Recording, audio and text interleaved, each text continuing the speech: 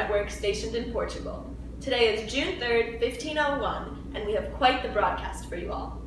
On today's episode, we will be discussing the current age of exploration and the recent decisions made by the Pope.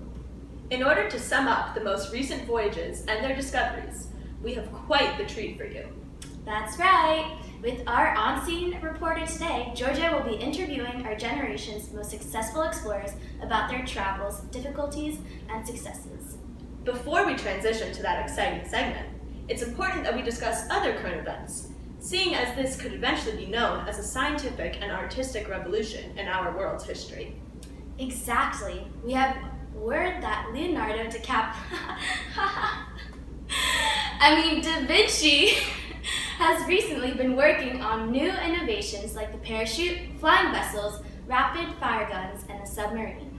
Also, with regards to exploration, Iberian ships are becoming more and more impressive, leading our country of Portugal to claim Brazil as one of its colonies just this year.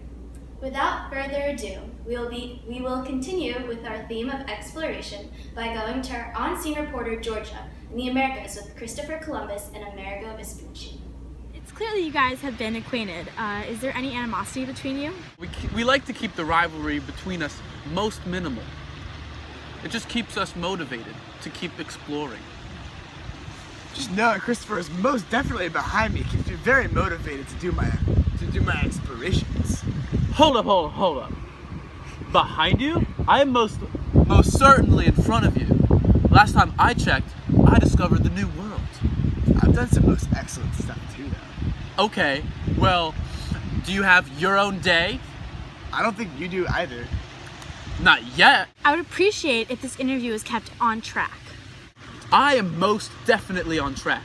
Vespucci here is most definitely not on the tracks.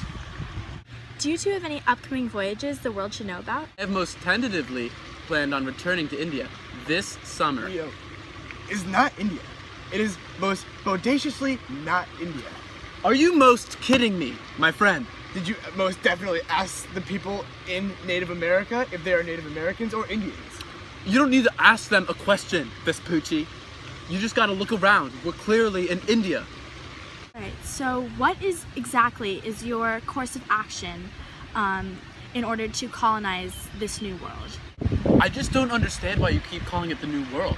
We have most certainly been. She was most definitely talking about New America. No, it's not New America. This is really India. Have you seen the maps? Amerigo, United States of Amerigo, right here. I most certainly disagree. I have definitely seen this leaf before. It's Indian. So, tell me where the real rivalry stands with you and Amerigo. Well, this guy, he's really, really full of himself. He always thinks that everything he does is better than what I do. Tell me what you truly think about this Columbus guy. Columbus? Columbus is most arrogant. He thinks he's done everything most bodaciously, but really, I'm the one who's quite tranquil. I think my accomplishments supersede his most extremely.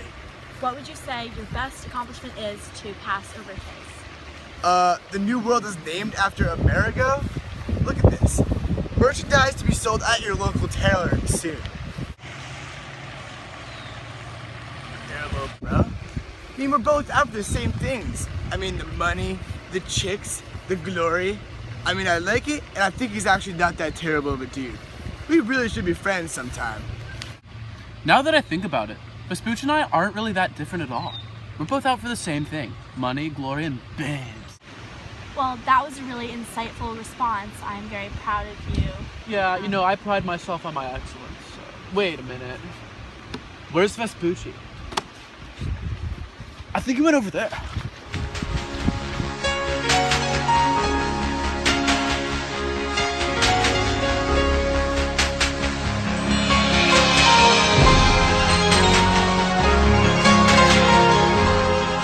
What happened with you guys? I realized I can't voyage the world without my most bodacious friend here, Amerigo Vespucci. Columbus is the foil voyager to what I really want. His accomplishments are most impressive.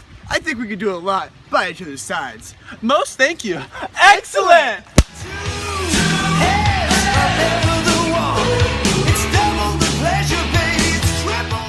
Thank you so much much for that exciting interview. We will now continue with this theme by inviting an important guest to our studio and asking this incredible explorer about his recent voyage. If you haven't guessed already, we have Mr. Vasco da Gama here with us today, all the way from India.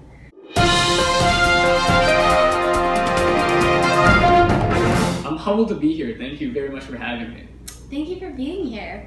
We can't wait to get to know you and your adventure a little bit more. It's amazing that you've traveled all the way to India on a water-based route. What's your life like recently? Well, my fellow citizens were thrilled to welcome me back and congratulate me on such a difficult achievement. I'm sure they gave you quite the hero's welcome. What was it like when you stepped aboard that ship and you knew that you were facing the possibility of death? Well, although I was certainly frightened, I knew that it would revolutionize global transport and expedite trade routes to make goods for more mobile. How noble. How long did this heroic journey take to complete? Considering that this was the longest sea voyage that has ever been completed, it took a pretty long time. The trip took an entire 2 years, and I was on the water with my men for about 300 days. A lot of time was spent on land collecting supplies as I was accompanied by a large crew. Of course. Well, it was great having you here with us today after your voyage around the Cape of Good Hope and back from India. Thank you very much, Mr. da Gama. My pleasure.